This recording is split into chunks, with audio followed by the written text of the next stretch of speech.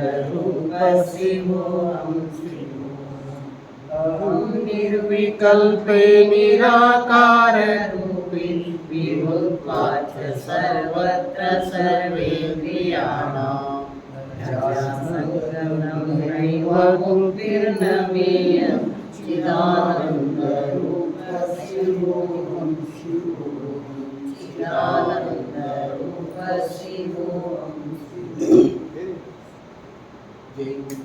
जय नमः पार्वती ದೊಡ್ಡದ ಪಟ್ಟು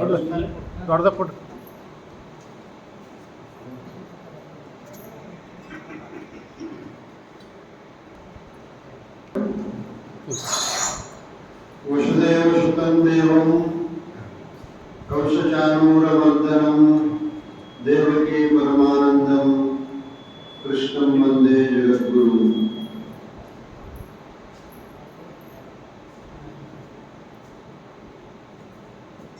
ಪ್ರಾತಃಸ್ಮರಣೀಯ ಗೀತಾಚಾರ್ಯ ಜಗದ್ಗುರು ಶ್ರೀಕೃಷ್ಣ ಭಗವಂತರ ಶ್ರೀಚರಣಕ್ಕೆ ವಂದಿಸಿ, ಜಗದ್ಗುರು ಸಿದ್ಧಾರೂಢರ ಜಗದ್ಗುರು ಶಿವಾನಂದರ ಶ್ರೀಚರಣಕ್ಕೆ ವಂದಿಸಿ, ಜಗದ್ಗುರು ಸಿದ್ದಪ್ಪ ಜೋಡ ಶ್ರೀಚರಣಕ್ಕೆ ವಂದಿಸಿ, ಬಸವಾದಿ ಶರಣರ ಶ್ರೀಚರಣಕ್ಕೆ ವಂದಿಸಿ, ಸರ್ವರಿಗೂ ವಂದನೆಗಳು.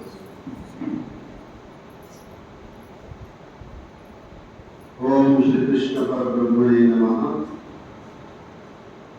श्रीमद्भगवद्गीता अतः षोडशोऽध्यायः दैवासुरसम्पद्विभागयोगः.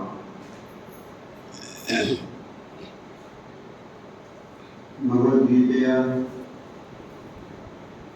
14ನೇ ಅಧ್ಯಾಯ. ಅಥ ಅಂತ ಒಂದು ಶಬ್ದ ಇದೆ.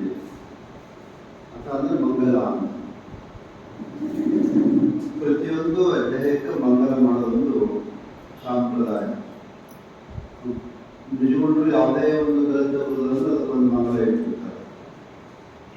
ಈ ಪರಮಾತ್ಮಗಳು ಗೊತ್ತಾಗುತ್ತೆ. ಶ್ರೀ ಮಹಾದೇವನಿಗೆ, ಶೋಭನ್ಗೆ, ಸುಖಪೂರ್ಣಧಾಮನ್ಗೆ, ಸತ್ಯಚಿದ್ರೂಪನ್ಗೆ, ಅದು ಒಂದು ಎಲ್ಲ ನುಡಿಗೂ ಅದು ಏನಪ್ಪ ಅಂತ ಕೇಳಿದ್ರೆ ಅದೊಂದು ಮಂಗಲಾಚರಣೆ. ಮಂಗಲಾಚರಣೆ ಆದಿಮಂಗಲ, ಮಧ್ಯಮಂಗಲ,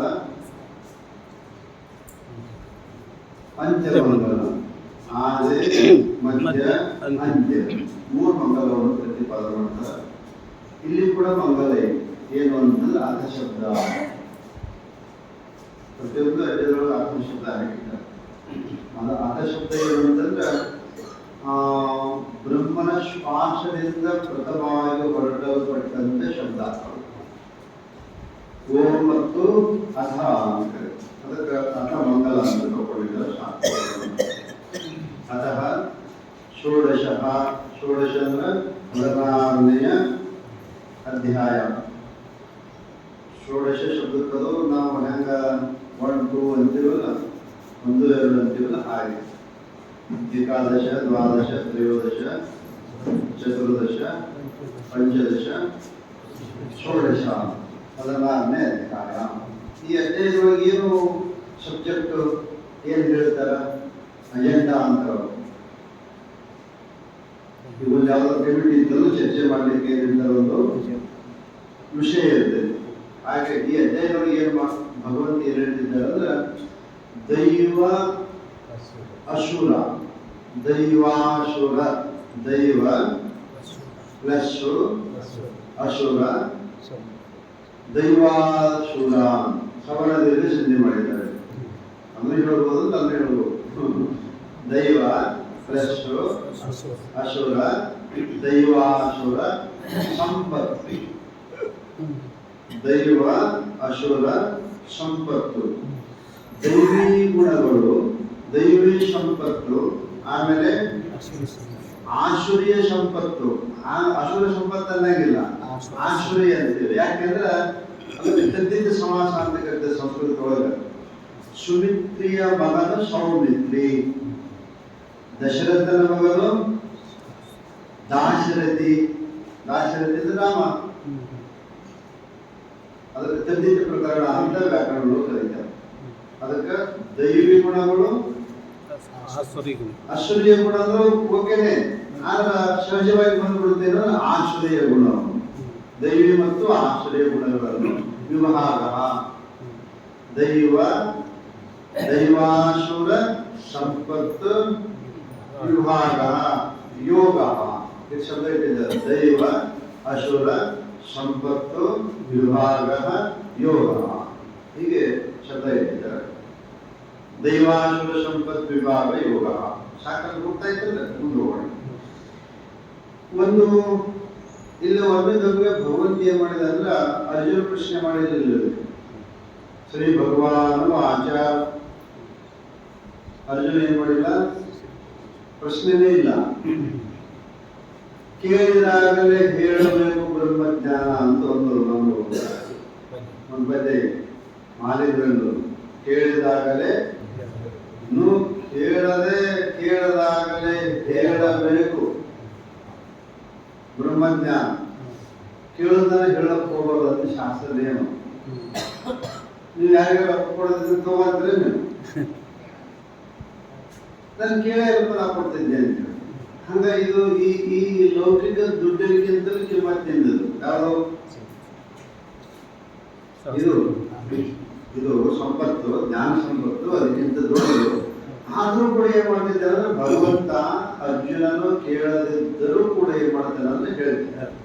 ಶ್ರೀ ಭಗವಾನ್ ಆಚಾರ ಕೆಲವೊಂದು ಅಧ್ಯಾಯಕ್ಕ ಅರ್ಜುನ ಆಚಾರ ಫಸ್ಟ್, ಕೆಲವೊಂದು ಅಧ್ಯಾಯಕ್ಕ ಇಲ್ಲವೇ ಇಲ್ಲ.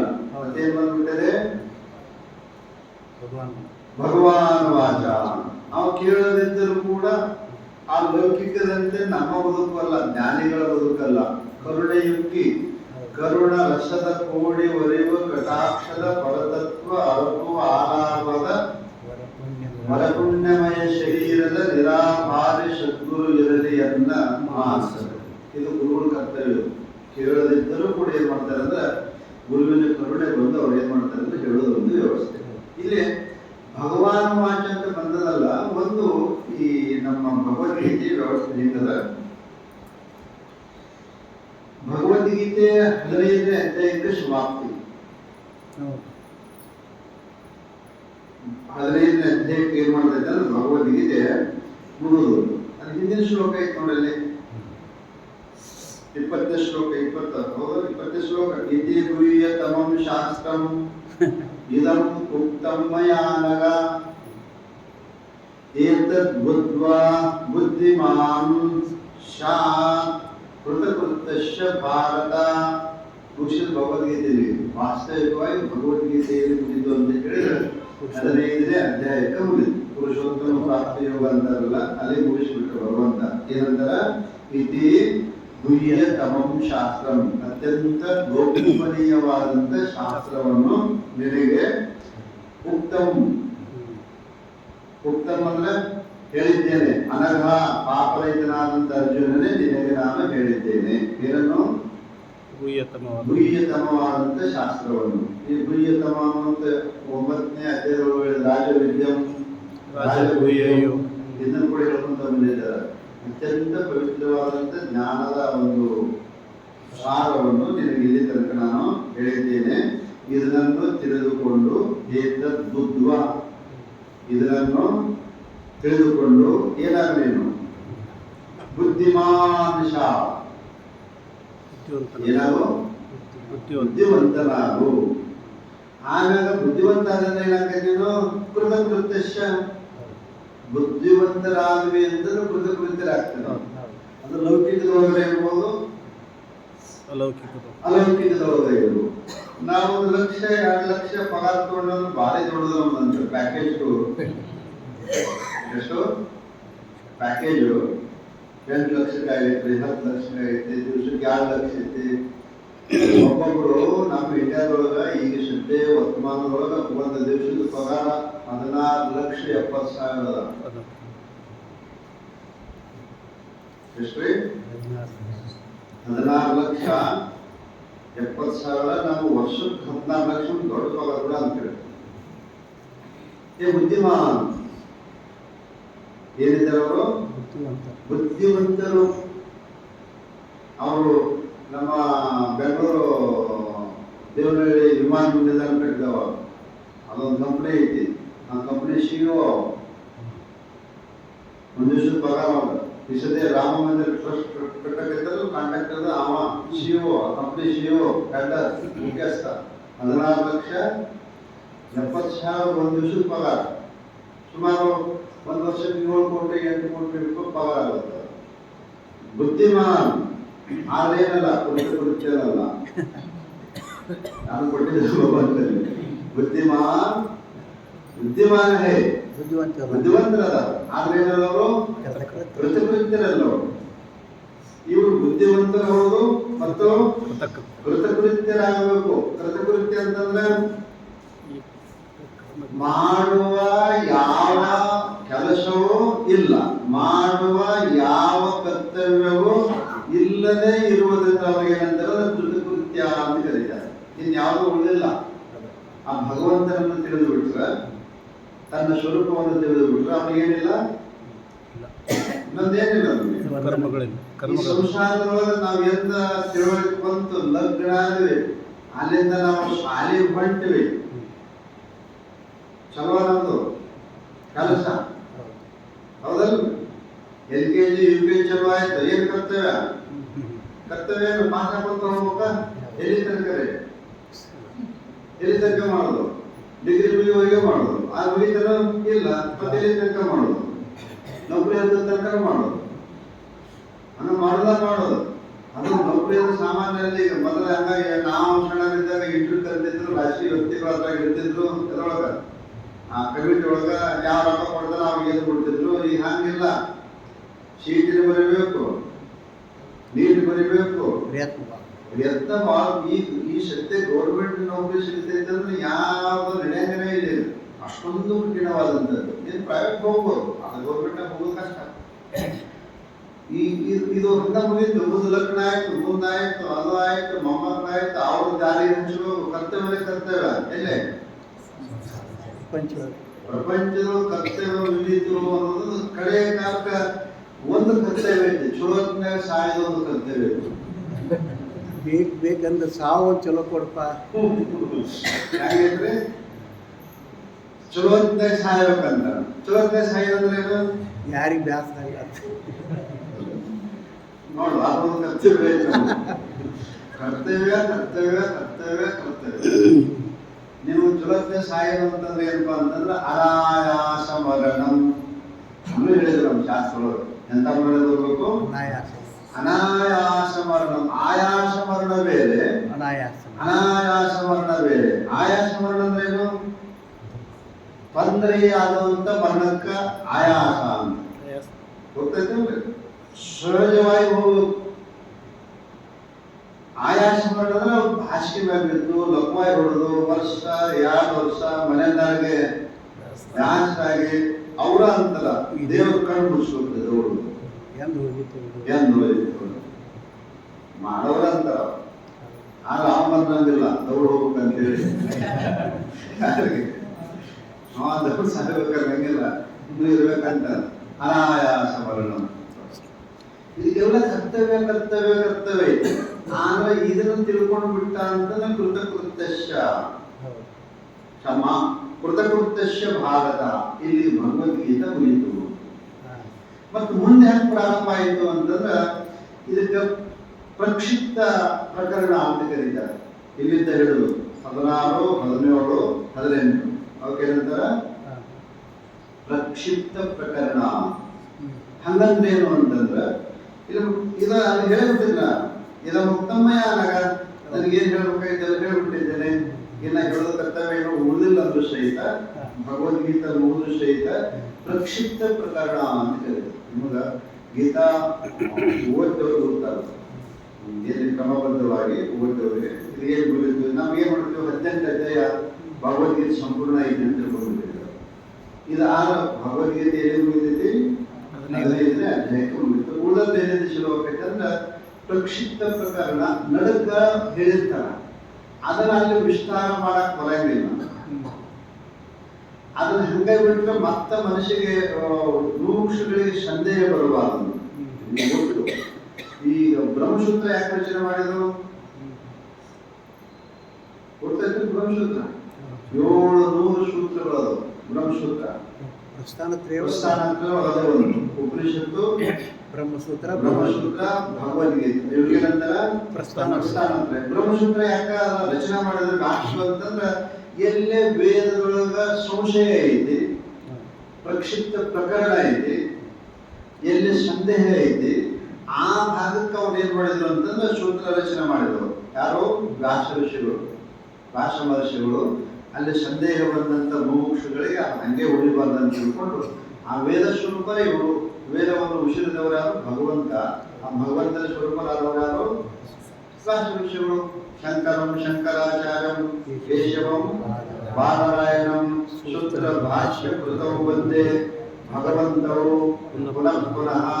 ಎಷ್ಟು ಚೆನ್ನಾಗೈತೆ. ಶಂಕರಂ ಶಂಕರಾಚಾರ್ಯ, ಶಂಕರನೇ ಶಂಕರಾಚಾರ್ಯನಾಗಿ, ಕೇಶವ ಬಾದರಾಯಣ, ಆ ವಿಷ್ಣು ಭಗವಂತನೇ ವ್ಯಾಸ ಮಹರ್ಷಿಗಳಾಗಿ ಬಂದು ಒಬ್ರು ಸೂತ್ರ ರಚನೆ ಮಾಡಿದ್ರು, ಒಬ್ರು ಭಾಷ್ಯ ಬರೆದ್ರು.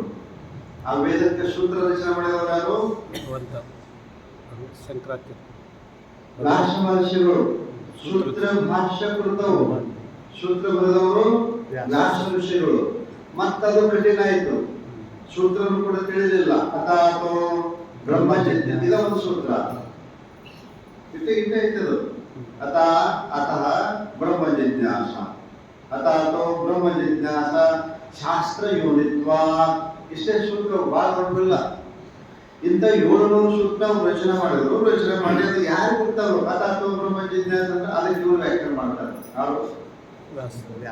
ಶಂಕರ ಭಗವತ್ಪಾದ ಭಾಷ್ಯಕಾರರು ಅಂತ ಕರೀತಾರೆ. ಅವರ ಸೂತ್ರಕಾರರು, ಭಾಷ್ಯಕಾರರು. ಹಾಗೆ ಎಲ್ಲ ಭಗವದ್ಗೀತೆಯೊಳಗೆ ಪ್ರಕ್ಷಿಪ್ತ ಪ್ರಕರಣದ ಹೇಳದೆ ಇರಲ್ಪಟ್ಟಂಥದ್ದನ್ನು ಮತ್ತದು ವಿಸ್ತಾರವಾಗಿ ಹೇಳೋದೇನಪ್ಪ ಅಂತ ಹೇಳಿದ್ರೆ ಈ 3 ಸಂಧಿಗಳ ಅಭಿಪ್ರಾಯ. ದೈವಾಶ್ವರ ಸಂಪತ್ತು ವಿಭಾಗದೊಳಗೆ ಏನು ಈ 3 ಶ್ಲೋಕಗಳ ಅಭಿಪ್ರಾಯ ಏನಂತಂದ್ರೆ ವಿಸ್ತಾರವಾಗಿ ತೆಗೆದುಕೊಂಡು ಹೋಗುವುದು. ಇದಕ್ಕೇನಂತಂದ್ರೆ 3 ಅಧ್ಯಾಯಕ್ಕೆ ಭಗವದ್ಗೀತೆ ವಿಮರ್ಶಕರು, ಜ್ಞಾನಿಗಳು ಏನಂತಂದ್ರೆ ಪ್ರಕ್ಷಿಪ್ತ ಪ್ರಕರಣ, ಹೇಳದೆ ಇರಲ್ಪಟ್ಟಂತ ವಿಷಯವನ್ನು ಮತ್ತೆ ತಗೊಂಡು ಹೋದ್ರೆ ಏನ್ ಮಾಡ್ತಾರ? ಹೇಳೋದಕ್ಕೆ ಏನ್ ಮಾಡ್ತಾರ ಅಂದ್ರೆ ಪ್ರಕ್ಷಿಪ್ತ ಪ್ರಕರಣ ಅಂತ ಕರೀತಾರೆ. ನೋಡಿ ಮುಂದೆ ಹೋಗೋಣ, ಸಾಕು. ಇದಕ್ಕೆ ಇದು ಒಂದು 4 ಶ್ಲೋಕ ನೋಡಿದ್ರೆ ಅಂದ್ರೆ ಶ್ರೀ ಭಗವಾನ್ ವಾಚ. ವಾಚ ಅಂದ್ರೇನು? ಹೇಳಿದನು. ಯಾರು? ಭಗವಂತ. ಭಗವಂತ ಹೇಳಿದನು. ಯಾರೇ ಹೇಳಿದನು? ಅರ್ಜುನ ಹೇಳಿದನು. ನಾನು ಸ್ವಭಾವ ಪಾಠ ಮಾಡೋದಿಲ್ಲ, ಅರ್ಜುನ ನಿಮಿತ್ತ ಮಾಡಿ ಹೇಳಿದನು. ಯಾರಿಗೆ? ನಮ್ಮೆಲ್ಲರಿಗೆ ಹೇಳಿದನು. ಅಭಯಂ ಸತ್ವ ಸಂಶುದ್ಧಿ ಜ್ಞಾನ ಯೋಗ ವ್ಯವಸ್ಥಿತಿ ದಾನಂ ದಮಶ್ಯ ಯಜ್ಞಶ್ಯ ಸ್ವಾಧ್ಯಾಯಸ್ತಪ ಆರ್ಜವಂ. ಒಟ್ಟು ಟೋಟಲು 26 ದೈವಿ ಗುಣಗಳನ್ನು ಹೇಳಿದ್ದಾನೆ. ಎಷ್ಟು? 26 ದೈವಿ ಗುಣಗಳನ್ನು. ಇವಕ್ಕೆ ಯಾವ ಗುಣ ಅಂತಾರ? ದೈವಿ ಗುಣ. ಇದನ್ನ ಯಾಕೆ ತಗೊಂಡಿರ್ಲಿ ಅಂತಂದ್ರೆ ಅಲ್ಲಲ್ಲೇ ಭಗವಂತ ಒಂದು ಮಾತು ಹೇಳಿದ್ದಾನೆ. 7ನೇ ಅಧ್ಯಾಯದ 15ನೇ ಶ್ಲೋಕ ಪ್ರಕ್ಷಿಪ್ತ ಪ್ರಕರಣ. ಅಲ್ಲಿ ತಗೊಂಡಿದ್ದೀನಿ. ಏನು ಅಂತಂದ್ರೆ ನಮಾಂ ದುಷ್ಕೃತಿನೋ ಮೂಢಾಃ, ನಮಾಂ ನ ಮಾಂ ದುಷ್ಕೃತಿನಃ ಮೂಢಃ ಪ್ರಪದ್ಯಂತೆ ನರಾಧಮಃ ಮಾಯಾ ಅಪೃತಜ್ಞಾನಾಃ ಆಸುರಿಂ ಭಾವಮಾಶ್ರಿತಃ. ಇದು ಪ್ರಕರಣ. ಆಸುರಿಂ ಭಾವಂ ಆಶ್ರಿತಃ. ಯಾರು ಅಸುರ ಭಾವನೆಯನ್ನು ಹೊಂದಿರುವರೋ, ಅಸುರ ಭಾವನೆಯ ಸ್ವಭಾವವುಳ್ಳವರು, ಆಸುರಿಯ ಭಾವದ ಸ್ವಭಾವವುಳ್ಳವರು, ಆಸುರ ಗುಣವನ್ನು ಹೊಂದಿದವರಾದರು ಅವರು ನ ಮಾಂ, ನನ್ನನ್ನು ಅವರು ತಿಳಿಯುವುದಿಲ್ಲ. ನನ್ನನ್ನು ನ ಮಾಂ ದುಷ್ಕೃತಿನೋ ಮೂಢ. ಅಷ್ಟೆಲ್ಲ ಅವ ಶಬ್ದ ಹೇಳಿದ್ದರ ದುಷ್ಕೃತಿ, ಸುಕೃತಿ, ದುಷ್ಕೃತಿ. ಸುವರ್ಣದ ಉಪಸರ್ಗರು. ಸುವರ್ಣದ ಏನಾಯ್ತದ 21 ಉಪಸರ್ಗಗಳು. ಅದೊಂದು ದುಷ್ ದುರ್ ಅಂತ 21 ಉಪಸರ್ಗದವು. ಅದು ದುಷ್ಕೃತಿ ದುಷ್ಕೃತಿನಃ ಮೂಢ ಪ್ರಪಂಚಂತೆ ನರಾನಮಃ, ನನ್ನನ್ನು ಅವರು ತಿಳಿಯುವುದಿಲ್ಲ. ಯಾಕೆ? ಮಾಯೆಯ ಅಪಹೃತ ಜ್ಞಾನ. ಮಾಯೆಯಿಂದ ಅವರ ಜ್ಞಾನ ಏನಾಗಿರ್ತೈತಿ? ಅಪಹೃತವಾಗಿಬಿಡ. ಅಪಹೃತ ಶಬ್ದೇನು? ಅಪಹರಣವಾಗಿದೆ. ಅಮಾದನ ಆದ್ರೆ ಏನಿಲ್ಲ, ಏನಿಲ್ಲ. ಬುದ್ಧಿ ಅಪಹರಣ ಮಾಡಿರ್ತಾರ. ಬುದ್ಧಿ ಏನಾಗಿರ್ತೈತಿ? ಅಪಹರಣ ಆಗಿರ್ತೈತಿ. ಈ ಒಂದು ಬಬ್ರುವಾನ ಶರ್ಮಾನೊಳಗ ಒಂದು ಪ್ರಸಂಗ ಬರ್ತದ. ಅವ ಯಾತ್ರಾಕ್ ಹೋಗ್ತಾನ, ಭಗವಂತ ಗುರ್ತಕೈತಲ್ಲ, ಯಾತ್ರಾಕ್ ಹೋಗುವಾಗ ಹೊಕ್ಕೇನಿ ಅಂತ ಮುಂದೆ ಅಪಶಕನ ಆಗಿರ್ತೈತಿ. ಯಾರಿಗೆ? ಅರ್ಜುನನಿಗೆ. ಅವ ಹೋಗಿ ಬಾ ಅಂತ ಆಶೀರ್ವಾದ ಮಾಡ್ತಾನೆ. ಬುದ್ಧಿ ತಕೊಂಡ್ಬಿಟ್ಟಿರ್ತಾನ, ದಿಮಾಕ್ ಬಂದಿರ್ತೈತೆ ಅವ್ರಿಗೆ. ಅವನ ಅಧೀನದಾಗಿರ್ತೈತಿ. ದಿಮಾಕ್ ಬಂದಿರ್ತೈತೆ ಅವ್ರಿಗೆ. ಅವಾಗ ಯಾರಿಗೆ? ಅರ್ಜುನ. ನಾನೇ ಇದನ್ನೆಲ್ಲ ಗೆದ್ದಿದ್ದೇನಂತ ದಿಮಾಕ್ ಬಂದಿರ್ತೈತೆ. ಆವಾಗ ಅಲ್ಲೇ ಬಬ್ರು ಸಿಕ್ಕ ಗುರ್ತಾಗಂದ್ರೆ ನೂಪು ನಕರಂಗವನ್ನು ಕಟ್ಟಿ ತಕತೈ ಎಂದು ಕುಡಿಸಿದ ನಪುಂಸಕನಿಗೆ ಹೋಗೋ ಕೂಡ. ಆ ಕೃಷ್ಣನ ಮನೆತ ಬಂದವರು ನೀನು ದೃಢಕ್ಕೆ ಸಮಾನ. ಅವನಿಲ್ಲದೆ ಬಂದ ನೀನು ಅವನಿಲ್ಲದೆ ಬಂದ ನೀನು ದೃಢಕ್ಕೆ ಸಮಾನ. ಹೋಗೆಲ್ಲ ಶಿಖಂಡಿ. ಹೌದ್ರೆ ಅದ್ರ ವ್ಯವಸ್ಥೆ ಏನಂತ ಕೇಳಿದ್ರೆ, ಆ ಮಾಯಿ ಏನ್ ಮಾಡ್ಕೊಂತಾರೆ? ಭಗವಂತ ನಂದು ಸಾಕು ಬಂದಿರ್ತಲ್ಲ, ನಾನು ತಗೊಂಡ್ಬಿಡ್ತಾನೆ. ಇದು ನಮ್ದು ಏನಾಕೈತೆ ಅಂದ್ರೆ ಬುದ್ಧಿ ಏನಾಕೈತಿ? ಅಪಹೃತ. ನಾವೆಲ್ಲರೂ ತ್ರಿಕಾಲ ಜ್ಞಾನಿಗಳು. ನಾವೆಲ್ಲರೂ ಏನಿದ್ದೀವಿ? ತ್ರಿಕಾಲ ಜ್ಞಾನಿಗಳೇ. ಎಲ್ಲರೂ ನಾನೊಬ್ಬನೇ ಅಲ್ಲ, ನೀವೆಲ್ಲರೂ ತ್ರಿಕಾಲ ಜ್ಞಾನಿಗಳು. ಬುದ್ಧಿ ಅಪಹರಣ ಆಗೈತಿ. ಬುದ್ಧಿ ಅಪಹರಣ ಆಗೈತಿ. ನಾವು ಎಲ್ಲಿ ಶಾಸನ ಹೇಳ್ತದೆ ನಮಗೆ. 9 ತಿಂಗಳೊಳಗ ತಾಯಿ ಗರ್ಭದೊಳಗಿದ್ದ ಹಿಂದೆ ಏನಿದ್ವಿ, ಈಗ ಏನಿದ್ರಿ, ಮುಂದೆ ಏನಾಗ್ತೈತಿ ಅನ್ನೋದು ತ್ರಿಕಾಲ ಜ್ಞಾನಿ. ತಾಯಿ ಗರ್ಭದೊಳಗೆ ನಾನಿದ್ದ ವೇಳೆಯಲ್ಲಿ ಬೇಯದ ಬಾಧೆಗೆ ಪಡಮಟ್ಟು, ತಾಯಿ ಗರ್ಭದೊಳಗೆ ನಾನಿದ್ದ ವೇಳೆ ಬೇಯದ ಬಾಧೆಗೆ ಮನನಂದು ಪೇಶುತೆಯ ಬೇಯಗಳನ್ನು ಬಿಟ್ಟು ಬಂದಿದ್ದೀವಿ. ಪಡಮಟ್ಟಿರುವ ಆಯುಷ್ ಬಿಡುವುದರೊಳಗೆ ಕಾಯಜ ಬಿಡುವುದು ವಿಷಂಬಲಿಕವನ್ನು ನುಡಿಸಿ ಮಾಯನ ಮೀರಿ ಭವವನ್ನು ಗೆಲುವೆನೆಂಬ ಸಮುದಾಯದ ಅಧಿಕಾರವು ಅಲ್ಲಿ ಪ್ರಜ್ಞೆ ಮಾಡ್ತೇವೆ. ಯಾಕೆ? ಮುಂದ ನಮ್ಗೆ ಏನಾಗ್ತೈತಿ ಸಾಯಿವರಿಗೆ ಅನ್ನೋದು ಜ್ಞಾನ ಆಗುತ್ತಾ ಎಲ್ರಿ? ಎಲ್ಲೇ ಗರ್ಭದೊಳಗೆ ಇದ್ದಾಗ ಬರಟ್ಟೆ ಹೊಡ್ತೀನಿ, ಇಂಥ ಏನ್ ತಕ್ಕಳ, ಇಷ್ಟು ಮಕ್ಕಳು ಒಟ್ಟಕ್ಕೋ, ಹಿಂಗೇ ರೋಗ ಬರ್ತೈತೆ, ಹಿಂಗೇ ಸಾಯ್ತೀನಿ ಅನ್ನೋ ತ್ರಿಕಾಲ ಜ್ಞಾನ. ಎಲ್ಲೇ? ಗರ್ಭದೊಳಗೆ. ತಾಯಿ ಗರ್ಭದೊಳಗೆ. ಅದು ಎಡವಟ್ಟತನ ಮಕ್ಕಳು ಹೆಂಡರದು ಅದನ್ನೆಲ್ಲ ನೋಡಿ ಮೈ ಗಡ ಅಂದ್ಬಿಡ್ತು. ಇಂಥ ರೋಗ ಬರ್ತವೋ ಎಲ್ಲ ಗೊತ್ತು. ಎಲ್ಲೇ? ಹೊರಗೆ ಬರೋದು ಅಲ್ಲಿಪ್ಪ. ಅದಕ್ಕೆ ನಾವು ಒಳ್ಳೆ ಅಂತೇವೆ. ಎಲ್ಲರೂ ನಾವು ತ್ರಿಕಾಲ ಜ್ಞಾನಿಗಳೇ. ಹಿಂದಿಂದು ಏನಾಗಿದೆ ಅನ್ನೋದು ಗೊತ್ತಾಗುತ್ತೆ. ವರ್ತಮಾನ ಕಾಲದ್ದು ಎಷ್ಟು ಕಷ್ಟ ಐತೆ ಅನ್ನೋದು. ಮಾತೆಯ ಉದರಳು ಮಗ ಬಿಡದ ಮುನ್ನ ಪೂರ್ತಿ ಗಂಧದ ಹೇಯವಳು 6 ತರ ಹರಿಸಬಹುದು, ಅಡಿಗಳಿಗೆ ತೋರುವಂತೆ ಘೋರ ಸಂಸಾರದಂತಹ ಸಂಕಟಗಳು. ಹೀಗೆ ತ್ರಿಕಾಲ ಜ್ಞಾನ ನಮ್ಮೆಲ್ಲರಿಗೂ ಇರ್ತದೆ. ಎಲ್ಲೇ? ನಾವೆಲ್ಲರೂ ಹೆಣ್ಮಕ್ಳು ಗಂಡ್ಮಕ್ಳು. ಆ ಪ್ರಾಣಿಗಳನ್ನು ಹೇಳಿಲ್ಲ, ಆ ಮನುಷ್ಯಕ್ಕೆ ಮಾತ್ರ ಏನೈತಿ ತ್ರಿಕಾಲ ಜ್ಞಾನ. ಅವಾಗ ಯಾವಾಗ ಬರಬರ್ತೀವಿ ನೋಡಿ, ಯಾವಾಗ ಯಾತನೆಯ ನಡುಗಡಲು ಏನಿಪ ಪ್ರಸೂತಿ ವಾಯವನ್ನು, ಸಿಡಿಲಿನ ಬಗೆ ಮೇಲೆ ಕೆಡಕುವ ಪ್ರಸೂತಿ ವಾಯವನ್ನು ಯಾವಾಗ ಪ್ರಸೂತಿ ವಾಯು ಬಂದ ತಲೆಗೆ ಅಪ್ಪಳಿಸಿದ್ರು, ಆ ಮಾಯಾ ಬಂತು. ಅವಾಗ ಅದು ಏನು ಸೋಹಂ ಅಂತಿದ್ರಲ್ಲಿ ಒಳಗಿದ್ದಾಗ ಸೋಹಂ ಅನ್ನೋ ಹೊರಗೆ ಬರುತ್ತೆ. ಕೋಹಂ ನಾನ್ಯಾರು. ಅವಾಗೇನು ಪ್ರಜ್ಞೆ ತತ್ತು ಎಲ್ಲೇ ಹೊಟ್ಟೆಗಿಂತ ಹೊರ ಬರುವಾಗ ಪ್ರಜ್ಞೆತ್ತು ಅಂತಂದ್ರ ಇನ್ನೂ ಭೇಟಿಯಾಗಿದೆ. ಇನ್ನೂ ಪ್ರಜ್ಞೆ ಬರೋದು. ಅಲ್ಲಿ ಕುಡಿದ್ರ ಪ್ರಜ್ಞೆ ತಪ್ಪಿರ್ತೈತೆ, ಇಳಿತಂದ ಮತ್ತೆ ಪ್ರಜ್ಞೆ ಮತ್ತೆ ಮನುಷ್ಯರೆಲ್ಲ ಈಗ ಮಾತಾಡ್ಸ್ಕೊಟ್ರು ಅಂತ ಹೇಳ್ತಾರೆ. ಯಾರನ್ನ ಈಗ ಮನುಷ್ಯರ ಬಗ್ಗೆವ ಅಲ್ಲ ಅದು ಪ್ರಜ್ಞೆ ಕಳ್ಕೊಂಡಾನ. ಮತ್ತೆ ಯಾವಾಗ ಬರ್ತೈತೆ ಪ್ರಜ್ಞೆ ಅವನಿಗೆ? ಅದು ಇಳುದ ಮತ್ತೆ ಅದು ಬರ್ತೈತೆ. ನಮ್ದು ಹಂಗಲ್ಲ, ಒಂದು ಒಳಗೆ ಏರ್ಸ್ಕೊಂಡ್ ಬಿಟ್ಟಿವಿ. ಅದು ಯಾ ಸ್ವಾಮಿಗಳು ಬಂದಿದ್ರು ಇಳಿಯಂಗಿಲ್ಲ. ಆ ನೀರಿನ ಮ್ಯಾಗ ಅಂತರ ಹೆಂಗಿರ್ತೈತಿ, ಹಿಂಗ್ ಕಲ್ಲು ಹೋಗದಾಗ ಏನಾಗುತ್ತದ ಅದೇ ಈಗ ಆಗುತ್ತ. ಈಗ ಕಲ್ಲು ಹೋಗಕತ್ತೀವಿ ಹಿಂಗ ಆಗುತ್ತಲ್ಲ, ಏಳು ತಕ ಹೋಗೇ ಬರ್ತದೆ. ಹೀಗೆ ಭಗವಂತ ಏನ್ ಮಾಡ್ತಿದ್ದಾನ ಅಂತ ಕೇಳಿ ಕೊಡ್ತಾರ ಅವರಿಗೆ. ಯಾರು ಆಶ್ಚರ್ಯ ಭಾವವನ್ನು ಇಟ್ಕೊಂಡಿರ್ತಾರ ಕೊಟ್ಟಿದ್ದಾರೆ ನೋಡು. ನ ಮಾಂ ದುಷ್ಕೃತಿನೋ ಮೂಢ ಪ್ರಪದ್ಯಂತೆ ನರಾಧಮಃ ಮಾಯೆಯ ಅಪರುತ ಜ್ಞಾನ. ಆಸುರಿ ಭಾವವನ್ನು ಆಶ್ರಯಿಸಿದಂತ ಮಾಯೆಯಿಂದ ಬುದ್ಧಿಯನ್ನು ಅಪಹರಣ ಮಾಡಲ್ಪಟ್ಟಂತ ವ್ಯಕ್ತಿ ನಮಾಂ ಪ್ರಪದ್ಯಂತಿ, ನನ್ನನ್ನು ತಿಳಿಯುವುದಿಲ್ಲ. ಯಾಕೆ? ಮಾಯ ಅಪರದ ನಮಾಂ ಆಸುರಂ ಭಾವಮಾಶ್ರಿತ. ಮುಂದೆ ಕೊಡ್ತಾರು ಅವಜಾನಂತಿ ಮಾಂ ಮೂಢ. 9ನೇ ಅಧ್ಯಾಯದೊಳಗೆ ಬರ್ತೈತೆ ಅದು. 7ನೇ ಅಧ್ಯಾಯದೊಳಗೆ ಇದು ಅದ್ರ ಪ್ರಕ್ಷಿಪ್ತ ಪ್ರಕರಣ ಅಲ್ಲಿ ತಗೊಂತಾರೆ. ಏನ್ ಸಂಬಂಧ ಈ ಅಧ್ಯಾಯಕ್ಕೆ ಬಹಳ ವಿಚಾರ ಮಾಡಿ ನಾವು ಹೇಳ್ಬೇಕು.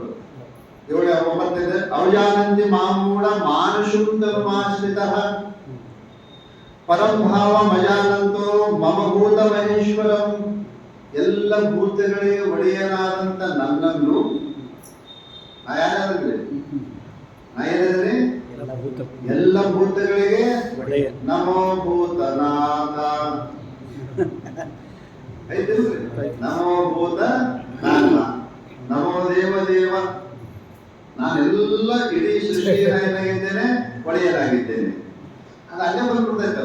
ನಮೋ ಭೂತನಾಥ. ಭೂತನಾಥ ಅಂದ್ರೆ ಭಗವಂತ. ವಿಷ್ಣುನಾಗಿದ್ರೆ ಶಿವನ್. ನಮಗೆ ಯಾವ ಭೇದನ ಮಾಡೋದು, ತಪ್ಪು ಕಲ್ಪನಾದಂತ ಬರದು. ಏನು ವಿಷ್ಣು ಶಿವ ದೇವಾದಿಗಳಲ್ಲಿ ಕಲ್ಪನಾ ತರಬಾರದು, ತ್ರಿಮೂರ್ತಿಗಳಲ್ಲಿ ಕಲ್ಪನಾ ತರಬಾರದು. ದೇವಿ ಅಂದ್ರೂ ಒಂದೇ, ಗಣಪ ಅಂದ್ರೂ ಒಂದೇ. ನಿಮ್ಮ ಭಜನೆಯು, ಎಂಬ ಭಜನೆಯು, ನಮ್ಮ ಭಜನೆಯು, ನಿಮ್ಮ ಭಜನೆಯು ಎಲ್ಲೇ ದೇವಪುರದೊಳಗ ನಮಗೆ ನಿಮಗೆ ಯಾರು ಭೇದವನ್ನು ಮಾಡುವರೋ ಅದ ಮಾಡುವವರು ಅಂತ ಹೇಳಿ ಕಲ್ಪನಾ ಮಾಡುವ. ನಾವು ಶಿವನ ಮಂದಿರಕ್ಕೂ ನಮ್ಗೆ ಇಷ್ಟ ಶಿವ ಕಲೆ, ಅಲ್ಲಿ ಎಷ್ಟು ಪ್ರೀತಿ ಐತಿ, ಈ ಬೇರೆ ಕಡೆ ಹೋದ್ರು ಕೂಡ ಅಷ್ಟೇ ಪ್ರೀತಿ ಇರಬಹುದು. ಎಲ್ಲ ಗುರುಗಳು ಒಂದೇ, ಎಷ್ಟು ತಿಳ್ಕೋಬೇಕು. ಅವ್ರೇನ್ ಮಾಡ್ತಾರ, ಅವಜಾನಂತಿ ಮಾಮೂಢ. ಮೂಢರು ನನ್ನನ್ನು ತಿಳಿಯುವುದಿಲ್ಲ. ಯಾಕೆ? ನಾನು ಡಿಸ್ಕಷನ್ ಕೊಟ್ಟಿದ್ದಾರೆ ಇದಕ್ಕೆ ಅರ್ಥನ. ಮಾನುಷಂ ತನುಮಾಶ್ರಿತ, ಮನುಷ್ಯ ಶರೀರವನ್ನು ತೊಟ್ಟುಕೊಂಡು ನಾವೊಂದ್ರು, ಮನುಷ್ಯ ಶರೀರವನ್ನು ತೊಟ್ಟುಕೊಂಡು ನಾನು ಬಂದ್ರು ಸಹಿತ, ನಾವು ಮುಂದೆ ಅಡ್ಡಾಡಿದ್ರು ಸಹಿತ ಪರಂಭಾವಂ ಅಜಾನಂತ, ನನ್ನ ಶ್ರೇಷ್ಠತೆಯನ್ನು ಅವರು ತಿಳಿಯಂಗಲೇ ಇಲ್ಲ. ಯಾಕೆ? ಮೂಢ, ಆಸುರಿ ಗುಣವನ್ನು ಹೊಂದಿದವರು, ಆಸುರಿ ಗುಣವನ್ನು ಹೊಂದಿದವರು ನನ್ನನ್ನು ತಿಳಿಯಂಗಿಲ್ಲ. ಇದಕ್ಕೆ ಉದಾಹರಣೆ ಮಹಾಭಾರತ. ಮಹಾಭಾರತ ಮತ್ತೆ ಹೇಳಿದ್ರು. ಆ ಲಿಸ್ಟ್ ನಾವು ಓದೀವಿ. ಇದು ಕೌರವ ಲಿಸ್ಟ್ನಾಗ ಇದೀವೋ, ಪಾಂಡವ ಲಿಸ್ಟ್ನಾಗ ಇದೀವೋ, ಯಾರೋ ನಾವು ಯಾವ ಒಂದು ಪಕ್ಷಕ್ಕೆ ಸೇರ್ಬೇಕಂದ್ರೆ. ಭಗವಂತ ಸಾಕ್ಷಾತ್ ಭಗವಂತ ಇದ್ರು ಸಹಿತ ಅವ ಭಗವಂತನಂತ ಒಪ್ಪುಗಳೇ ಇಲ್ಲ. ಯಾರು? ದುರ್ಯೋಧನಾದಿಗಳು. ಒಂದವ ಅವ ರಾಜನೇ ಅಲ್ಲ ಅಂತ ತಿಳ್ಕೊಂಡ್ಬಿಟ್ರು. ಎಷ್ಟು ಮಂದಿ ಆ ಪ್ರಸಂಗ, ಮಹಾಭಾರತ ಪ್ರಸಂಗದೊಳಗೆ ಒಪ್ಪಲಿಲ್ಲ. ಈಗ ದೊಡ್ಡದು ಶ್ರೇಷ್ಠತೆ ಅನ್ನೋದ್ರ ಬಗ್ಗೆ ದೊಡ್ಡದು ಒಂದು ಜಿಜ್ಞಾಸ. ಯಾವುದು? ಕೃಷ್ಣನೇ ಶ್ರೇಷ್ಠ ಅನ್ನೋದು ದೊಡ್ಡದೊಂದು ಜಿಜ್ಞಾಸ. ಯಾರು ಆಸುರಿ ಭಾವವನ್ನು ಆಶ್ರಯಿಸುವುದಿಲ್ಲವೋ, ಹೊಂದಿರುವುದಿಲ್ಲವೋ ಅವರು ಮಾತ್ರ ಆ ಭಗವಂತನ ಯಥಾರ್ಥ ಸ್ವರೂಪವನ್ನು ತಿಳಿತಾರ. ಇದಕ್ಕಿನ್ನೂ ಒಂದು ಮಾತು ವ್ಯಾಖ್ಯಾನ ಕೊಟ್ಟಿದ್ದಾರೆ. ಮೊನ್ನೆ ನಾನು ಭಗವದ್ಗೀತೆ ನಡೆಸಿದ್ದೇನೆ. ಇಬ್ರಾಹಿಂ 2ನೇ ಅಧ್ಯಾಯ ಮೂವತ್ತೊಂದನೇ ಮೂವತ್ತೆರಡು ಶ್ಲೋಕ ಮುಗಿಸ್ಕೊಂಡಿದ್ದೇನೆ. ಈ ಭಗವಂತನ ಸ್ವರೂಪ ಯಾರು ತಿಳಿತಾರೆ ಅಂದ್ರೆ ಚರ್ಮ ಶರೀರ ತಿಳಿತಾರಂತ. ಗೊತ್ತಾದ್ರೆ ಚರ್ಮ ಶರೀರಿ, ಚರ್ಮ ಶರೀರ ಅಂದ್ರೆ ಮತ್ತೆ ನಮ್ಮ ಶರೀರ ಯಾರು ಎಲ್ಲವರೇ ಚರ್ಮ ಶರೀರ ಅಂತ ಅವ್ರಿಗೆ. ಚರ್ಮ ಶರೀರ ಈ ಚರ್ಮ ಅಲ್ಲ, ಚರ್ಮ ಶರೀರಿ ಅಂತಂದ್ರೆ ಶಬ್ದಕ್ಕೆ ಅರ್ಥ ಮಾಡ್ಬೇಕು ಅಂತಂದ್ರೆ ಯಾವನು ಇನ್ನೊಂದು ಜನ್ಮ ಬರಂಗಿಲ್ಲೋ ಚರ್ಮಗೀತೆ ಅಂತಾರಲ್ಲ. ಅಂತಾಗೈತೆ ಚರ್ಮಗೀತೆ. ಆ ಪದ್ಯವನ್ನು ಕೇಳಿದ್ರೆ ಇನ್ನೊಂದು ಕೇಳುವಂತ ಪ್ರಸಂಗ ಬರಂಗಿಲ್ಲ, ಹೋಗಿ ಬಿಡ್ತೈತೆ ನಮ್ಮ ಶರೀರ. ಕಾಳಿದಾಸ ಭೋಜನ್ ಹಾಡಿದ ಚರ್ಮಗೀತೆ, ಭೋಜ ಕಾಳಿದಾಸನ್ ಹಾಡಿ. ಇದಕ್ಕೆ ಏನಂತಾರ ಚರ್ಮಗೀತೆ ಕೊನೆಯ ಹಂತ, ಚರ್ಮ ವೃತ್ತಿ ಅಂತ ಕರೀತಾರೆ ಅದಕ್ಕೆ. ನಮ್ಮ ಶಾಸ್ತ್ರದೊಳಗ ಅಹಂ ಬ್ರಹ್ಮ ಅನ್ನುವಂಥ ದೃಢಜ್ಞಾನ ಏನಾಗುತ್ತಲ್ಲ ಅದಕ್ಕೆ ಏನಂತಾರ ಚರ್ಮ ವೃತ್ತಿ ಅಂತ ಕರೀತಾರ. ಚರ್ಮ ಶರೀರಿ, ಚರ್ಮ ವೃತ್ತಿ, ಚರ್ಮಗೀತಿ ಅಂತ ಕರೀತಾರೆ ಶಾಸ್ತ್ರ. ಚರ್ಮಗೀತೆ ಇದಾರೆ ಇರಲಿ, ನಮ್ದೇನಪ್ಪ ಅಂತಂದ್ರೆ ಚರ್ಮ ಶರೀರಿ ಅಂತ. ಇನ್ನೊಮ್ಮೆ ಆ ಹುಟ್ಟು ಬರಂಗಿಲ್ಲ ಅಂದ್ರೆ ಇನ್ನೊಮ್ಮೆ ಅವನಿಗೆ ಏನಿಲ್ರಿ ಜನ್ಮ ಇಲ್ಲ. ಅಂತ ವ್ಯಕ್ತಿ ಭಗವಂತನ ಯಥಾರ್ಥ ಸ್ವರೂಪವನ್ನು ತಿಳಿತಾರ. ಅವ ಚೆನ್ನಾಗಿತ್ತು, ಜ್ಞಾನಗೀನ ಎಲ್ಲ ಇತ್ತು ಅವನ ಹತ್ರ. ಇನ್ನೊಂದು ಜನ್ಮ ಬರೋದಿತ್ತು ಅಂತಂದ್ರ ಮತ್ತೊಂದಿಷ್ಟು ಅಲ್ಲೇ ಅದೃಢ ಪಕ್ಷ ಜ್ಞಾನ ಪ್ರತಿಬಂಧಕ ಇದ್ದು ಮತ್ತೊಂದು ಜನ್ಮ ಬರೋದಿತ್ತು ಅಂತಂದ್ರೆ ಸರಿಯಾಗಿ ಭಗವಂತನ ಯಥಾರ್ಥ ಜ್ಞಾನವನ್ನು ತಿಳಿಯಲಿತ್ತು. ಇದಕ್ಕೆ ದೃಷ್ಟಾಂತ ಜಡಭರ್ತರು. ಜಡಭರ್ತ ಚರ್ಮ ಶರೀರ ಆಗಲಿಲ್ಲ, ಮತ್ತೊಂದು ಜನ್ಮ ಬಂತು. ಅಲ್ಲೊಂದು ಮೋಹ ಬಂದು ನಡಕ ಚಿಗುರಿದು. ಯಾಕೆ ಶಾಸ್ತ್ರ ನೇಮ ಇನ್ನೊಂದು ಜನ್ಮ ಬರೋದಿತ್ತು ಅಂತಂದ್ರ ಅವಾಗ ಏನಾಗ್ತೈತೆ ದೃಢ ಪರೋಕ್ಷ ಬ್ರಹ್ಮಜ್ಞಾನ ಆಗಂಗಿಲ್ಲ. ಆಗದು ಆಗದು ಹೊರವಿವೇಕಿಗೆ ನೀಗನೇ ಮುತಾದಿ ಪ್ರತಿಬಂಧಕ. ಯಾವ್ದಾದ್ರು ಪ್ರತಿಬಂಧಕ ಬಂದು ನಿಂತು ಬಿಡ್ತಾವೆ. ಇನ್ನೊಂದು ಜನ್ಮ ಬರೋದಿತ್ತಂದ್ರೆ ಆ ದೃಢ ಜ್ಞಾನ ಮಾಡಿಬಿಡಂಗಿಲ್ಲ. ಅವಾಗ ಅವ್ರು ಏನ್ ಮಾಡ್ತಾರ ಮತ್ತ ಮುಗಿಸೋ ಮತ್ತೆ ಬಿಡ್ತಾರ. ಅವ್ರು ಕಡೆ ಕಾಲಕ್ಕೆ ಚರ್ಮ ಶರೀರ ಆದ. ಮೊದಲ ಭರತರಾಜ, ಅವ ಮೊದಲ ಮನುಷ್ಯ ಏನು ದೊಡ್ಡ ವಿಖ್ಯಾತವ. ಯಾರು ಭರತ ಮುನಿ, ಭರತರಾಜ. ಅದು ಒಂದೊಂದು ಕಥೆನ ಐತಿ, ಅದೊಂದು ಸಬ್ಜೆಕ್ಟ್. ಎದೊಳಗ್ರಿ ಭಾಗವತದೊಳಗ ಒಂದು 4-5 ಪ್ರಕಾರ ಕೊಡ್ತಾರ. ಅಲ್ಲ ಒಂದು ಅವ್ರದ್ದು ಯಾರ್ದು ಭರತ ಋಷಿದು ಒಂದು. ಹಾಗೆ ಕಡೆ ಕಾಲಕ್ಕೆ ಬಂದು ಮತ್ತೊಂದು ಜನ್ಮ ಕೊಡೋದು ಚಿಗುರಿದು ವಾಸನೆ ಸಲುವಾಗಿ ಮತ್ತೆ ಚಿಗುರಿಯಾಗಿ ಹುಟ್ಟಿ, ಚಿಗುರಿಗೆ ಹುಟ್ಟಿ ಬಂದು ಸಹಿತ ಮತ್ತೆ ಜ್ಞಾನ ಅವನಿಗೆ ನಾನು ಈ ವಾಸನೆ ಮೂಲಕವಾಗಿ ಬಂದೇನೆ ಅಂತ ಹೇಳಿ ಆ ಚಿಗುರಿ ಜನ್ಮದೊಳಗಿದ್ದು ಕೂಡ ಎಷ್ಟು ಭಗವಂತನ ತನ್ನ ಸ್ವರೂಪದ ಚಿಂತನೆ ಮಾಡಿ ಇತರೆ ಚಿಗುರಿಯಂಗ ಜಿಗದಾಡಿ ಓಡಾಡಿ ಏನೋ ತಿನ್ನದಾಗ ಒಂದಿಷ್ಟು ಹೊಟ್ಟೆ ಏರ್ಬೇಕಾಗುತ್ತೆ ಎಂದು ಆಮೇಲೆ ಆಮೇಲೆ ಭಗವತ್ ಚಿಂತನೆ ಮಾಡಿ ಮತ್ತೆ ಜಡಭರತನಾಗಿ ಹುಟ್ಟಿ, ಮತ್ತೆ ಭರತನಾಗಿ ಹುಟ್ಟಿ ಮುಂದ ನಿರ್ವಿಕಲ್ಪ ಸ್ಥಿತಿಯನ್ನು ಒಂದು ಅವನ ಹೆಸರೇನು ಬಂತಂದ್ರ ಜಡಭರತ ಅಂತ. ಭರತ ಋಷಿಗಳು ಬೇರೆ, ಜಡಭರತ ಋಷಿ. ಇದಕ್ಕ ಚರ್ಮ ಶರೀರ ಯಾರು ತಿಳಿತಾರೆ ಅಂತಂದ್ರೆ ಯಾರಿಗೆ ಎಲ್ಲ ಸಾಧನಗಳು ಪ್ರಾಪ್ತಿಯಾಗಿರುವವೋ, ಸಂಪೂರ್ಣ ಶಮದಮಾದಿಗಳು ಎಷ್ಟು ಸಾಧನಗಳು ಭಗವಂತನ ಕಾಂಡಕ್ಕೆ ಎಲ್ಲ ಸಾಧನವನ್ನು ಹೊಂದಿದಂತ ಇನ್ನೊಂದು ಜನ್ಮ ಬರದೇ ಇರತಕ್ಕಂಥ ಚರ್ಮ ಶರೀರ ಮಾತ್ರ ನನ್ನ ಸ್ವರೂಪವನ್ನು ತಿಳಿಯುತ್ತಾರೆ. ಯಾರು ಅಸುರ ಭಾವನೆಯನ್ನು ಹೊಂದಿರ್ತಾರ ಅವರು ನನ್ನನ್ನು ತಿಳಿಯುವುದಿಲ್ಲ. ಪ್ರಸಂಗ ಸಾಕ್ಷಾತ್ ಕೃಷ್ಣನೇ ಶ್ರೇಷ್ಠ ಅಂತ ಕೆಲವು ಬಂದು ಹೇಳಿದರು. ಅಗ್ರ ಪೂಜೆ ಮಾಡುವಂತ ಪ್ರಸಂಗ ಬರುತ್ತೆ ಮಹಾಭಾರತದೊಳಗೆ, ಗೊತ್ತೈತೆ. ರಾಜಶ್ರೀ ಯಜ್ಞ ಮಾಡಿದ್ರು. ಯಾವುದು ರಾಜಶ್ರೀ? ನೀವು ಬೇಡಪ್ಪ, ಇಷ್ಟು ಮಂದಿ ನಾವು ಬಹಳ ಮಂದಿ ಸನ್ಯಾಸಿಗಳು ಕೂತಿದ್ವಿ ಇಲ್ಲಿ. ಅವಾಗ ದೊಡ್ಡ ದೊಡ್ಡ ಜ್ಞಾನಿಗಳು ಇದ್ರು. ನಿಮಗೆ ಒಂದು ಬರ್ತದೆ, ಯಾರು ಮಾಡಿದ್ರು 4 ಜನ ಇದ್ದಾರೆ, ಇವ್ರು ಮಾಡಿದ್ರು ಶಂಕರ್ಕರ, ಇವ್ರು ಮಾಡಿದ್ರು ಶಂಕರ್ಕರ, ಬರ್ತೈತೆ. ಅವಾಗ ನೀವು ಇವ್ರು ಮಾಡಿಬಿಟ್ರೆ ಎಲ್ಲ ಅದಕ್ಕೆ ನಾವು ಸಂತೋಷ ಪಡ್ತೇವೆ. ಯಾರು ಅಲ್ಲಿ ನಮ್ಮ ಜಗಳ ಇಲ್ಲ, ಮಾತು ಕೇಳ್ಬೇಕಾಗುತ್ತೆ. ದೊಡ್ಡವರು ಮಾಡ್ಬಿಟ್ರೆ ಎಲ್ಲರೂ ಮಾಡೋಕ್ಕಾಗಲ್ಲ, ಇವ್ರು ಮಾಡ್ಬಿಡ್ರಿ. ಅದಕ್ಕೆ ಅಗ್ರ ಪೂಜೆ ಅಂತ ಕರೀತಾರೆ. ಅದಕ್ಕೆ ಏನಂತಾರ ಅಗ್ರ ಪೂಜೆ. ಈ ಬಾಕಿ ಅವ್ರು ಮಾಡ್ಬಿಟ್ರೆ ತಕರಾರು ಇಲ್ಲ. ಯಾಕೆ ದೊಡ್ಡವರು, ಅದಕ್ಕೆ ಏನಂತಾರೆ ಅಗ್ರ ಪೂಜಾ ಅಂತ ಕರೀತಾರೆ. ಅಲ್ಲಿ ಒಬ್ರು ಯಾವುದೇ ಯಜ್ಞ ಸಮಾಪ್ತಿ ಆಗ್ಬೇಕಾದ್ರೆ ಮಹಾತ್ಮರ ಪಾದ ಪೂಜೆ ಆಗ್ಬೇಕು ಅಂತ ನನಗೆ. ಯಾವುದೇ ಒಂದು ಯಜ್ಞ ಕಾರ್ಯಕ್ರಮ ಸಮಾಪ್ತಿಗೊಂಡಿದ್ರೆ ಅವಾಗ ಮಹಾತ್ಮರ ಪಾದ ಪೂಜೆ ಮಾಡಬೇಕು ಅಂತ.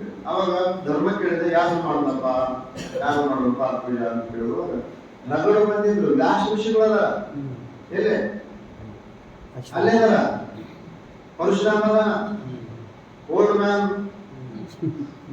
ಮಾರ್ಕೆಂಡ ಋಷಿ ಅದನ ಎಲ್ಲೇ ಅಂದ್ರ ಪೂಜೆದೊಳಗ ಎಲ್ಲರೂ ಇದ್ರು ಸಹಿತ ಅಜ್ಜ ಯಾರು ಭೀಷ್ಮ ಕೃಷ್ಣನ್ ಮಾಡ್ಬೇಕು ಅಂತ ಹೇಳಿ ಕೃಷ್ಣನ್ ಮಾಡ್ಬಿಟ್ರೆ ಏನಾಗೈತೆ ಎಲ್ಲರಿಗೂ ಬಂದ್ರು.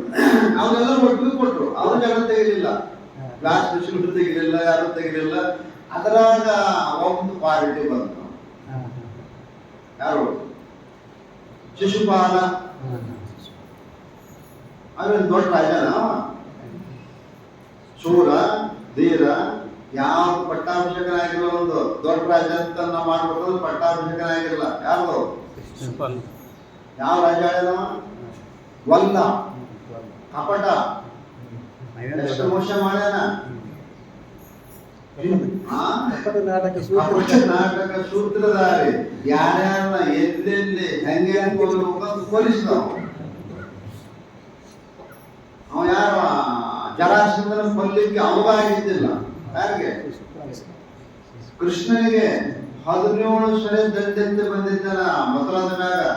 ಅವನು ಹೊಡೆದ ಕಳಿಸ್ಲಿಲ್ಲ ಅವಾಗ, ಹಂಗ ಅವನ ಸೋಲಿಸಿ ಕಳಿಸಿದ. ಮೊದಲ ಒಂದು 3 ಅಕ್ಷೋಣಿ ಸೈನ್ಯ ಇತ್ತಂತ್ರಿ. ಯಾರು?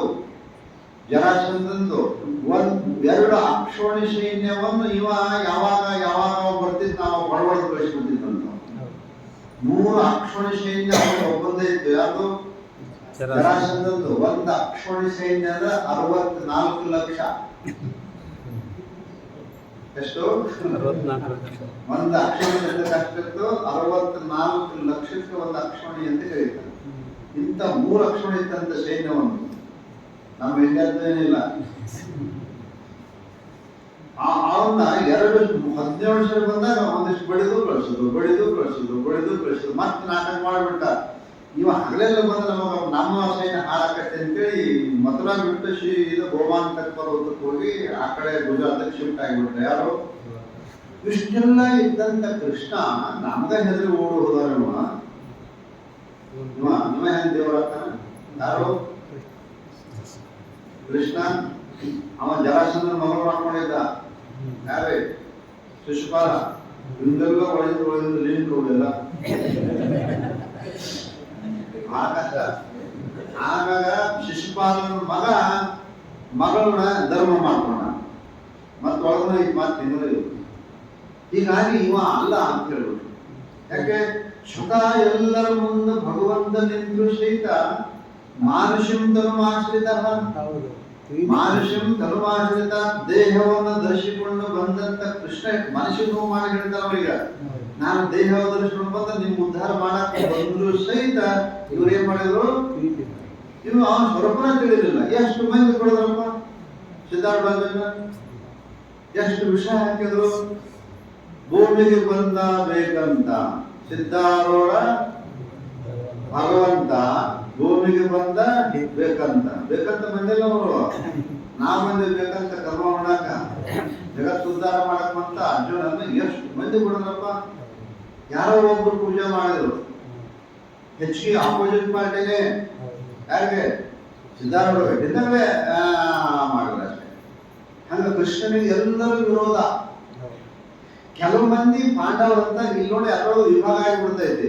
11 ಲಕ್ಷಣ ಅವ್ರ ಕಡೆ, 7 ಲಕ್ಷಣ ಇವ್ರ ಕಡೆ. ಕಾರಣ ಮತ್ತು ಜಗ್ಗ ಲಂಚ ಬಿಟ್ಟಿದ್ದವರು 11 ಲಕ್ಷ ಮಂದಿ ಇದ್ದಿಲ್ರಿ.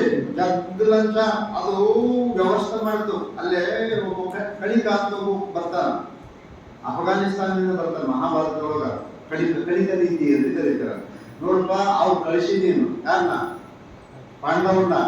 ನೀನ್ ಹಿಂಗಿರ್ಬೇಕು. ಅಕಸ್ಮಾತ್ ಅವರು ಬಂದ್ರು ಅಂತಂದ್ರ ಅವ್ರು ಯಾರು ಬೆಂಬಲ ಕೊಟ್ಟಿರ್ಬಾರ್ದು ಮಂದಿ. ಯಾರು? ಈ ಪುರ ಪ್ರಜೆಗಳು ಪಾಂಡವ್ರಿಗೆ ಯಾರು ಬೆಂಬಲ ಕೊಟ್ಟಿರಬಾರ್ದು, ಅವ್ರು ಬಂದ್ರು ಸ್ನೇಹಿತರು ನಿನಗೆ ಎಲ್ಲರೂ ಬೆಂಬಲ ಕೊಟ್ಟಿರ್ಬೇಕು. ಹಂಗ ಜಪ್ತು ಸಂಪತ್ ಬಿಟ್ಟು ಹೋಗ್ಯಾರ, ಅದನ್ನ ಇಟ್ಕೊಂಡು ಕುಂತಂದ್ರೆ ನೀನ್ ಬೆಂಬಲ ಸಿಗಂಗಿಲ್ಲ, ಇಷ್ಟು ಕೊಟ್ಟು ಬಿಡು ಮಂದಿ ಅಂತ ಹೇಳಿದವ. ಯಾಕೋ ಲಂಚ ಕೊಟ್ರೆ ಅವ್ರಿಗಿಂತ ಆಡಳಿತ ಚಲೋ ಮಾಡಕತ್ತಾರೆ ಇವ್ರು ಅಂತ ಅನ್ಸ್ಕೊಂಡ. ಯಾರು? ದುರ್ಯೋಧನ. ಯಾಕಿಂತ? ಪಾಂಡವರಿಗಿಂತಲೂ ಚಲೋ ಆಡಳಿತ ಮಾಡಕತ್ತಾರ ಅನ್ನೋಷ್ಟು ಪ್ರೀತಿ ಸಂಪಾದನೆ ಮಾಡಿದ. ತಿಂದ್ರು ಆ ಕಡೆ ಹೋದ್ ಮಂದಿ, ಆ ಕಡೆ ದುರ್ಯೋಧನ ಕಡೆ ಕೃಷ್ಣನ ಸ್ವರೂಪವನ್ನು ಯಾರು ತಿಳಿದಿಲ್ಲ. ಇದು ನಾವು ಹೇಳೋದು ಇಷ್ಟೇ ನಡೆದಿದ್ದರು. ಚುನಾವಣೆ ಬಂತಂದ್ರೆ ಆ ಕಡೆ ಪಾರ್ಟಿ ಹೋಗ್ಬಿಡ್ತೈತಿ, ಯಾರು ಹೆಚ್ಚಿಗೆ ಕೊಡ್ತಾರ ನೋಟು ಆವಾಗ ವ್ಯವಸ್ಥೆ ಆಯ್ತು. ನೋಟು 400 ಪಾರ್ ನೈ ಟಕ ಟಕ ಟಕ ಟಕ ಮಾಡ್ಬಿಡ್ತೇವ. ನಾನು ಇದ್ದಿದ್ದು ಹೇಳ್ತಿರತ್ತೆ, ನಮ್ಗೆ ಏಕವಿದೆ ಇಲ್ಲ, ಹಂಗೈತಿ ಪರಿಸ್ಥಿತಿ. ಈಗಿಂದೆಲ್ಲ ಯಾವಾಗಲೂ ಲೋಕದ ವ್ಯವಸ್ಥೆನೇ ಹಂಗೈತಿ. ಕೃಷ್ಣ ಹೇಳ್ತಿದ್ದಾನ, ಆಶ್ರಯಂತನು ಆಶ್ರಿತ, ನಾನು ದೇಹದರ್ಶಿ ಮುಂದೆ ಅಡ್ಡಾಡಿದ್ರು ಕೂಡ ಯಾರು ನನ್ನನ್ನು ತಿಳಿಯಲಿಲ್ಲ. ಅವಜಾನಂತಿ ಮಾಮೂಢ, ಮೂಢರು ನನ್ನನ್ನು ತಿಳಿಯುವುದಿಲ್ಲ. ಮಾಶಂತನು ಆಶ್ರಿತಂ ಪರಂಭಾವ ಅಜಾನಂತಹ, ಅಜಾನಂತ ನನ್ನ ಶ್ರೇಷ್ಠ ಸ್ವರೂಪವನ್ನು ನ ಜಾನಂತಹ, ಅಜಾನಂತ ನ ಜಾನಂತ. ಯಾಕೆ? ಮೂಢ ಅವಜಾನಂತಿ ಮಾಮೂಢ, ಒಳಗ ದೇಹ ಒಳಗ ಬುದ್ಧಿಯೊಳಗೆ ಏನು ತುಂಬಿಕೊಂಡಿದೆ? ಮೂಢತನ. ಆಶ್ರಯಭಾವ ಬಂದ್ಬಿಟ್ಟಿದೆ. ಆದ್ದರಿಂದ ಈ ಆಶ್ರಯಭಾವ ಹೋಗ್ಬೇಕು ಅಂತಂದ್ರೆ ನಾವು ಪ್ರಯತ್ನ ಮಾಡೋದು. ನಿಮ್ಗೆ ಇನ್ನೊಂದು ಹೇಳ್ತೇನೆ, ದೈವಿ ಸಂಪತ್ತು ಪ್ರಯತ್ನದಿಂದ ಬರ್ತದೆ. ಯಾವುದು? ದೈವಿ ಸಂಪತ್ತು ಹೆಂಗ್ ಬರ್ತಾವು? ಪ್ರಯತ್ನದಿಂದ ಬರ್ತಾವು. ಬಹಳ ಪ್ರಯತ್ನ ಮಾಡ್ಬೇಕು. ಎದಕ್ಕ? ದೈವಿ ಸಂಪತ್ತು ಪ್ರಾಪ್ತಿಗೆ. ಇದು ಆಶ್ರಯ ಸಂಪತ್ತು ಅನ್ನೋದು ದೈವದಿಂದ ಬರ್ತಾವು. ಗೊತ್ತಾಗುತ್ತೆ? ದೈವ ಬೇರೆ, ಪ್ರಯತ್ನ ಬೇರೆ. ಸ್ವಲ್ಪ ಪ್ರಯತ್ನ ಮಾಡ್ತೇವೆ, ಕರ್ಮ ಚೆನ್ನಾಗಿತ್ತು ಅಂತಂದ್ರ ದೊಡ್ಡವರಾಗಿರ್ತಾವ. ನಮ್ಮ ಆಫೀಸ್ನಾಗ ಪ್ಯೂನ್ ಇರ್ತವ, ಈಗ ನಿಮ್ಮನ್ನ ಮಾತಾಡ್ಸಂಗಿಲ್ಲ. ಹೌದ್ರೆ? ಯಾಕೆ? ದೈವಾಧೀನಂ ಜಗತ್ಸರ್ವಂ, ಜಗತ್ಸರ್ವಂ ದೈವಾಧೀನಂ. ದೈವಿ ಸಂಪತ್ತು ಏನದವಲ್ಲ ಪ್ರಯತ್ನದಿಂದ ಬರ್ತವು. ಆಶ್ರಯ ಸಂಪತ್ತು, ನಿಮ್ಗೆ ಆಶ್ರಯ ಸಂಪತ್ತು ಕೆಟ್ಟ ತಿಳ್ಕೋಬಾರ್ದು, ಭೌತಿಕ ಸಂಪತ್ತು ಅಂತ ಹೇಳ್ಬೋದು. ನಾವೇನಂತ ಭೌತಿಕ ಸಂಪತ್ತು. ಎಷ್ಟು ಮಂದಿ ನಾವು ಶ್ರೀಮಂತರ ಆಗಬೇಕು, ದೊಡ್ಡವ್ರು ಅನಿಸ್ಬೇಕು ಅಂತ ಎಲ್ಲರಿಗೂ ಐತಿ ನಮಗ ಏನು ಬಯಕೆ, ಆದ್ರೂ ಆಗಿಲ್ಲ. ಯಾಕೆ? ದೈವದೊಳಗಿಲ್ಲ. ದೈವದ ಅನುಕೂಲವಿಲ್ಲದಿರೆ ಮನ ಬೆಳೆಸಿದಂತೆ ಪರಿಶೀಲನೆಯರು ಮಾಡಿ ಅದರಿಂದ ಶಿವಧರ್ಮರತೆಯರು ಬೇರೆ ಬೇಡ ಬಹುಕೋಟಲೆಗಳು ಯಜೂಟ ಹೇಳ್ಬಿಟ್ಟಿದ್ದಾರೆ. ದೈವದ ಅನುಕೂಲವಿಲ್ಲದರೆ ಮನ ಬೆಳೆಸಿದಂತೆ ನಾವು ಹ್ಯಾಂಗ ಆಗಬೇಕು ಅಂತ ಇಚ್ಛಾ ಪಟ್ಟಿದ್ದೇವೆ, ಅದು ಆಗಂಗಿಲ್ಲ. ನಮ್ಮ ಮಠದ ಒಬ್ಬ ಶಿಷ್ಯ ವಿಜಯ್ ಅಂತ ನಮ್ಗೆ ಎಷ್ಟೋ ಫಲ ಮಾಡಿಬಿಟ್ಟ, ಇನ್ಸ್ಪೆಕ್ಟರ್ ಆಗ್ಬೇಕಂತೇಳಿ.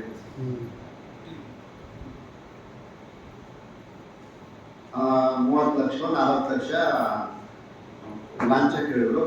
ಅದು ಹೋಯ್ತು. ಶಿವ ದೈವ. ಮತ್ತ ಅಲ್ಲೋ ಬ್ಯಾರೆ ನೌಕರ ಅದು ಹಟ್ಟಿ ಚಿನ್ನರ್ಗಳಾಗಿದ್ದವ, ಅದು ಬಿಟ್ಟು ಇನ್ಸ್ಪೆಕ್ಟರ್ ಆಗ್ಬೇಕು. ಪೊಲೀಸ್ ಆಗಂಗಿಲ್ಲ ನಾನು, ಆದ್ರ ಈ ಶಿವ ಗಡ ಬಿಟ್ಕೊಂಡು ಹೇಳ್ತೇನೆ. ದೈವಿ ಸಂಪತ್ತು ದೈವದಿಂದ ಬರುತ್ತೆ, ಭೌತಿಕ ಸಂಪತ್ತು ದೈವದಿಂದ ಬರುತ್ತೆ, ಆಶ್ರಯ ಸಂಪತ್ತು ದೈವದಿಂದ ಬರುತ್ತೆ. ದೈವಿ ಸಂಪತ್ತು ಹೆಂಗ್ ಬರ್ತದೆ ಅಂದ್ರೆ ಪ್ರಯತ್ನ ಬೇಕು. ಪ್ರಯತ್ನ ಮಾಡದೆ ನಮ್ಗೆ ಎಂದು ಬರ್ಲಿಕ್ಕೆ ಸಾಧ್ಯನೇ ಇಲ್ಲ. ನಾವೇನ್ ಮಾಡ್ಬೇಕು? ಪ್ರಯತ್ನ ಪಡಬೇಕು. ಎದಕ್ಕ? ನಮಗೆ ಯಾವ್ದು ದೈವದೊಳಗೆ ಬರೋದೈತಿ ಅದಕ್ಕ ನಾವೇನ್ ಮಾಡ್ತೀವಿ? ಪ್ರಯತ್ನ ಮಾಡ್ತೀವಿ. ಬಸವಣ್ಣ ಹೇಳ್ಬಿಟ್ಟಿದ್ದಾರೆ, ಬಾರದು ಬಪ್ಪದು ತಪ್ಪದು. ಬಾರದು ಬಪ್ಪದು ತಪ್ಪದು. ಕೂಡಲ ಸಂಗಮ ದೇವನು ಬರೆದ ಬರಹ ಹರಿಬ್ರಹ್ಮಾದಿಗಳಿಗೂ ಅಳಿಸಲು ಅಳಿವಲ್ಲ. ಅದು ಯಾವ್ದು ಬರೋದೈತಿ? ಬಂದೇ ಬರ್ತೈತಿ. ಯಾವ್ದು ಬರಂಗಿಲ್ಲ ಅದು ಬರೋದೇ ಇಲ್ಲ. ಅದು ಯಾವ್ದು ಬರಂಗಿಲ್ಲ ಅದ್ರ ಬಗ್ಗೆ ನಾವು ಪ್ರಯತ್ನ ಮಾಡ್ತೀವಿ, ಅದು ಬರಂಗಿಲ್ಲ, ಜೀವನ ವ್ಯರ್ಥ ಇರ್ಬೋದು. ಈಗ ಬಸ್ ಒಳಗೆ ಎಲ್ಲಾ ಬಸ್ ಒಳಗೆ ಒಂದು ಮಾತು ಹಾಕಿದ್ದಾರೆ DVG ಅವರು,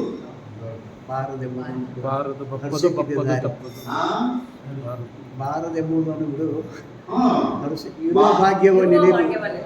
ಇರುವ ಇರುವ ಭಾಗ್ಯವನ್ನೆನೆದು ಬಾರದೆಂಬುದು ಬಿಡು, ಇದೇ ಭವಿಷ್ಯಕ್ಕೆ ದಾರಿ. ಇದನ್ನ ಎಲ್ಲರೂ ಓದ್ತೀವಿ, ಓದಿರ್ತೀವಿ, ಯಾವ ಓದ್ತೀವಿ, ಎಲ್ಲರೂ ಓದ್ತೀವಲ್ರಿ. ಇರುವ ಭಾಗ್ಯವನ್ನೆನೆದು, ಭಾಗ್ಯ ಅಂದ್ರೆ ದೈವ, ಇರುವ ಭಾಗ್ಯವನ್ನೆನೆದು ಬಾರದೆಂಬುದನ್ನು ಬಿಡು. ನಾವು ಇದ್ದಿದ್ರೆ ಕೊಡಂಗಿಲ್ಲ. ಯಾವ್ದು ಅಂಬಾನಿ 5,000 ಕೋಟಿ ರೂಪಾಯಿ ಖರ್ಚು ಮಾಡ್ಯಾನ,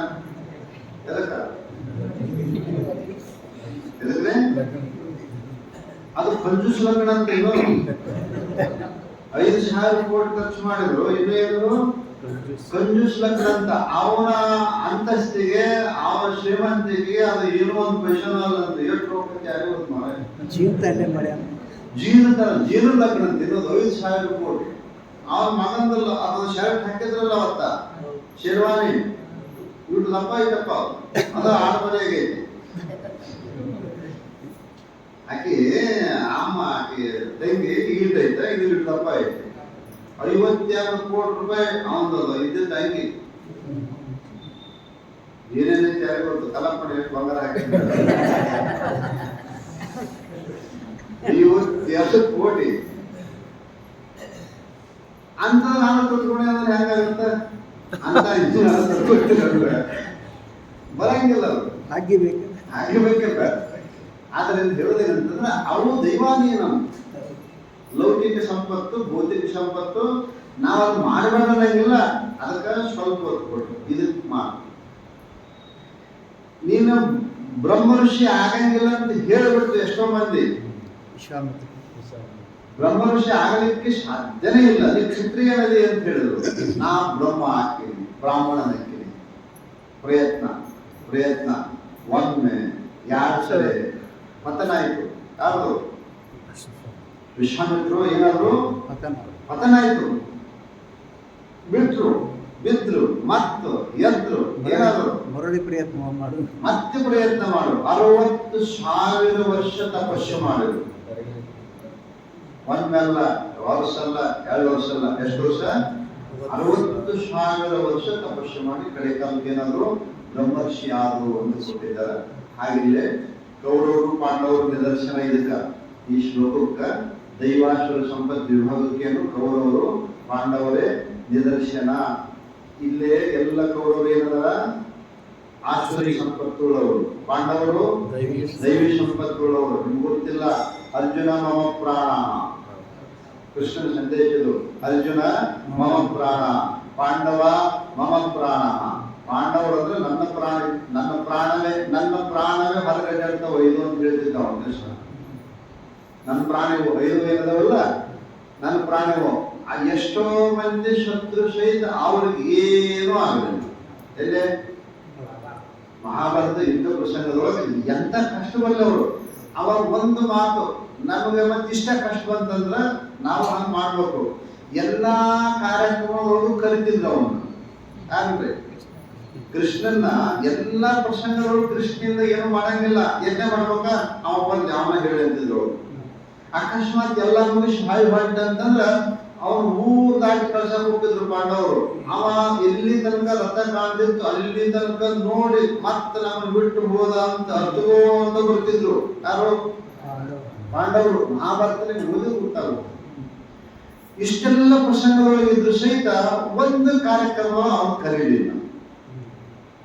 ಯಾವಾಗ ಮಗಳಿ ಆಡುವಾಗ ನೆನಸ್ಕೊಳ್ಳಿ ಮಗ. ಮಗಳಿ ಆಡುವಾಗ ನೆನೆಸಿದ್ದ ಅಂತಂದ್ರ ಆಮೇಲೆ ಶಕುನಿ ಆಡ್ತಿದ್ರಿ ಕಿತಾಪತಿ. ಆಮೇಲೆ ಪಗಡಿ ಬಿಡ್ತಿದ್ದ. ಆ ಪಗಡಿನ ಹೊಳೆ ಆಡ್ತಿದ್ದೆ ನೀವು ಯಾರು? ಕೃಷ್ಣ. ಅವ ಅಂತಾನವ ಎಲ್ಲೇ ಇವರೆಲ್ಲ ಕಷ್ಟ ಒಳಗಿದ್ದಾಗ ವನದೊಳಗಿದ್ರಲ್ಲ, ಅವ ಬಂದು ಎಲ್ಲಾ ವಿಷಯಗಳು ಬಂದವ ಅವನು ಬರ್ತಾನ. ಅಲ್ಲೋ ಧರ್ಮ ಮಾಮ ದೊಡ್ಡವ, ಕೃಷ್ಣ ಸಣ್ಣವ. ಭೀಮನಿಗಿಂತ ಸಣ್ಣವ. ಅವ ಅಕಸ್ಮಾತ್ ಬಂದ್ರು ಅಂತಂದ್ರೆ ಧರ್ಮರಾಜಿಗೆ ನಮಸ್ಕಾರ ಮಾಡ್ತಿದ್ದ, ಆಮ್ಯಾಗ ಭೀಮನಿಗೆ ನಮಸ್ಕಾರ ಮಾಡ್ತಿದ್ದ, ಉಳಿದವ್ರನ್ನ ಆಲಿಂಗನ ಮಾಡ್ಕೊಂತಿದ್ದ. ಶಾಸ್ತ್ರ ನಿಯಮ ಹಿಂಗೆ ಇಟ್ಟಿದ್ರು, ದೊಡ್ಡರಿಗೆ ನಮಸ್ಕಾರ ಮಾಡಬೇಕು, ದೊಡ್ಡರಿಗೆ ನಮಸ್ಕಾರ ಮಾಡಬೇಕು, ಸಮವಯಸ್ಕರಿಗೆ ಆಲಿಂಗನ ಮಾಡ್ಕೋಬೇಕು, ಸಣ್ಣವರಿಗೆ ಆಶೀರ್ವಾದ ಮಾಡಬೇಕು. ಇಷ್ಟು ನೇಮರು ಹಂಗೆಲ್ಲೂ ನಮಸ್ಕಾರ ಮಾಡ್ತಿದ್ದ. ಒಂದು ಧರ್ಮ ಎಲ್ಲ ಟೈಮ್ಗಳು ನಾನು ನೆನೆಸ್ತಿದ್ದೆ, ಈ ಟೈಮ್ಗಳು ಯಾಕೆ ನೆನೆಸ್ಲಿಲ್ಲ ನನ್ನ ಗೊತ್ತು ಹೋಯ್ತು. ಆಶ್ರಯದಿಂದ ನಮ್ಮ ಆಶ್ರಯ ಎಷ್ಟೊಂದು ವ್ಯವಸ್ಥೆ ಕೊಟ್ಟಿದ್ದಾರೆ. ಹಾಗೆ ಪ್ರಸಂಗ ಏನಪ್ಪಾ ಅಂತ ಹೇಳಿದ್ರೆ, ಈ ಅಧ್ಯಾಯ ಬರ್ಲಿಕ್ಕೆ 3 ಅಧ್ಯಾಯ ಅಷ್ಟು ತಿಳ್ಕೋಬಹುದು. 16, 17, 18 ಇವಕ್ಕೆ ಏನಂತಾರ ಪ್ರಕ್ಷಿಪ್ತ ಪ್ರಕರಣ ಅಂತ ಕರೆ. ಇಂತಿಂತವನ್ನು ಶ್ಲೋಕ ಬಹಳ ಅಷ್ಟೇ ಯಾರು ಕೊಟ್ಟಿದ್ದೇವೆ. ಈ ಸ್ವಭಾವ ಭೋಗಾಶ ಭೋಗ ಕರ್ಮಾಣ ಭೋಗಜ್ಞಾನ ವಿಚೇತಸ ಎನ್ನುವ ಶ್ಲೋಕ ಇದೆ. ಯಾರು ಈ ಬುದ್ಧಿ ಬರ್ತೈತಿಲ್ಲ, ಆ ಬುದ್ಧಿ ಉಳ್ಳವರು ನನ್ನನ್ನು ಸ್ವರೂಪತಃ ಚೆನ್ನಾಗಿ ತಿಳಿಯುವುದಿಲ್ಲ. ಯಾರಿಗೆ ದೈವಿ ಗುಣ ಬರ್ತೈತೆ ಅವರಿಗೆ ನಮಗ ಆಗುತ್ತೆ, ನನ್ನನ್ನು ತಿಳಿತಾರ ಅಂತ ಒಂದು ಮಾತು. ಈ ಅರುಣೋದಯ ಆಯಿತು ಅಂತಂದ್ರೆ ಸೂರ್ಯೋದಯ ಆಗ್ತೈತೆ ಅನ್ನೋದು ನಿಶ್ಚಯ. ಗೊತ್ತಾಗುತ್ತೆ? ಅರುಣೋದಯ ಆಗತ್ತಂದ್ರ ಸೂರ್ಯೋದಯ. ಅರುಣೋದಯ ಅಂದ್ರೆ ನೋಡಿದ್ರೆ ಯಾರು ಅರುಣೋದಯ ನೋಡಿರಲಿಲ್ಲ. ಪ್ರತಿ ದಿವಸ ವಾಕಿಂಗ್ ಹೋದ್ರೆ ಗೊತ್ತಾಗತ್ತೆ, ಇಲ್ಲಿ ಗೊತ್ತಾಗಲ್ಲ, ಮನೆಯಾಗಿದ್ದಾಗ ಗೊತ್ತಾಗೋದಿಲ್ಲ. ಹೌದಾ? ಮ್ಯಾಗಿ ಮ್ಯಾಗಿರಬೇಕು ಆಗ್ಬೋದು. ಆ ಸೂರ್ಯನ ಕಿರಣ ಬರೋಕ್ಕಿಂತ ಕೆಂಪು ಛಾಯೆ ಬರುತ್ತೆ, ಅರುಣ ರಾಗ ಅಂತಾರೆ, ಅರುಣ ವರ್ಗ ಅಂತ ಕರೀತಾರೆ. ಗೊತ್ತಾಗುತ್ತೆ? ಆ ಸೂರ್ಯ ಕಾಣಂಗಿಲ್ಲ, ಮತ್ತೇನು ಬರುತ್ತೆ? ಕೆಂಪು ಲೈಟ್, ಕೆಂಪದೊಂದು ರೇಖಾ ಬರ್ತೈತಿಲ್ಲ, ಅದು ಅರುಣನ ಒಬ್ಬ ಅವನು ಮಹಾನ್ ವ್ಯಕ್ತಿ. ಸೂರ್ಯನ ತಮ್ಮ ಯಾರು? ಅರುಣ. ಸೂರ್ಯನ ತಮ್ಮ ಅರುಣ. ಅವ ಮೊದಲು ಬಿಡ್ತಾನ, ಅವನ ಸಾರಥಿ. ಅವ ಹುಟ್ಟಿದ ಮ್ಯಾಗ ಏನ್ ಬರ್ತೈತಿ? ಓ ಸೂರ್ಯೋದಯ ಆಗಕತ್ತೈತಿ, ಸೂರ್ಯೋದಯ ಆಗಕೈತಿ, ಮೊದಲು ಹೊಂಟೈತೇನು ಅರುಣೋದಯ ಆಗ್ತೈತಿ. ಅರುಣೋದಯ ಆದ್ಮೇಲೆ ಸೂರ್ಯೋದಯ ಹೆಂಗ ಆಗುತ್ತೋ ಹಾಗೆ ನಮ್ಮ ಆಕಾಶದಲ್ಲಿ, ಹೃದಯವೆಂಬ ಆಕಾಶದಲ್ಲಿ, ನಮ್ಮ ಹೃದಯವೆಂಬ ಆಕಾಶದಲ್ಲಿ ಈ ದೈವಿ ಗುಣಗಳು ಉದಯವಾಗುವು ಅಂತಂದ್ರೆ ಮುಂದೆ ಬ್ರಹ್ಮಜ್ಞಾನ ಸಹಜವಾಗಿ ಆಗುತ್ತೆ. ಇದೇ ದೈವಿ ಗುಣದ ಮಹತ್ವ. ಇಂಥ ದೈವಿ ಗುಣವನ್ನು ಭಗವಂತ 26 ಗುಣಗಳನ್ನು, ಆಮೇಲೆ ವಿಸ್ತಾರವಾಗಿ ಆಸುರಿ ಗುಣಗಳನ್ನು, ಇವನ್ನ ಎಷ್ಟು ಹೇಳ್ತಾರ? ಬರೀ ಶ್ಲೋಕ 3 ಶ್ಲೋಕ ಹೇಳಿ ಕೈ ಬಿಟ್ಬಿಡ್ತಾರ. ಸ್ವಲ್ಪ ವಿಶ್ಲೇಷಣೆ ಮಾಡ್ತಾರೆ. ಹೆಚ್ಚು ವಿಮರ್ಶನೆ ಮಾಡಿದ ಯಾವ್ದು ಅಂತ ಕೇಳಿದ್ರೆ ಆಸುರಿ ಗುಣವನ್ನು ಹೆಚ್ಚು ವಿಮರ್ಶನೆ ಮಾಡಿದ್ದಾರೆ.